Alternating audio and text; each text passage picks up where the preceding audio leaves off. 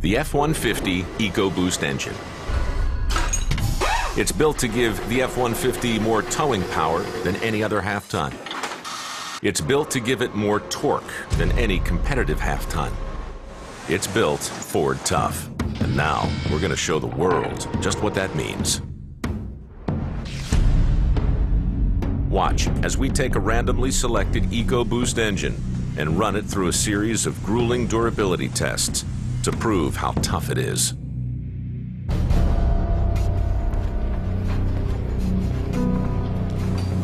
In medieval times, they had machines like the rack and the Iron Maiden.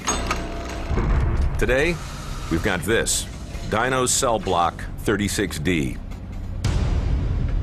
Here, engineers accelerate wear, replicating 10 years of hard use in 300 hours. And we learn about how our customers use our products. And then we take those and we crank them to the extremes. So we go to the extremes of the temperatures, we go to the extremes of the loads and the speeds that we see.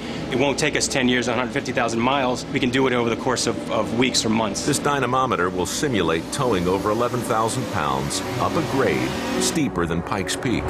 The engine fatigue test runs the engine for over an hour at full throttle. And then there's thermal shock testing.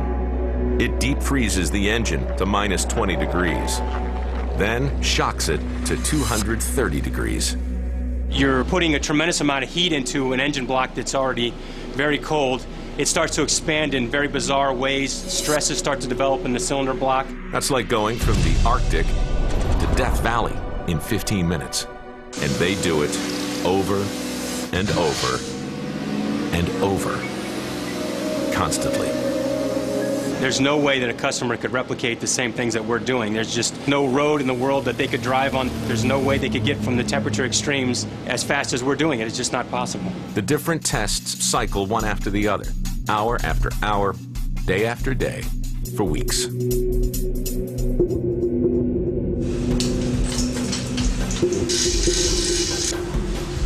So we've simulated 150,000 miles on this engine. After we're done here, typically what we would do is tear down the engine, inspect it, make sure everything performed. But in this case, we're going to take it and ship it to Kansas City assembly plant, where it's going to go down the line just like all the other engines, get installed in the truck. Now, after you put an equivalent of 150,000 miles like this on an engine, you might think that's proof enough. But we're just getting started. Because we're going to take this same engine out into the real world for some real torture.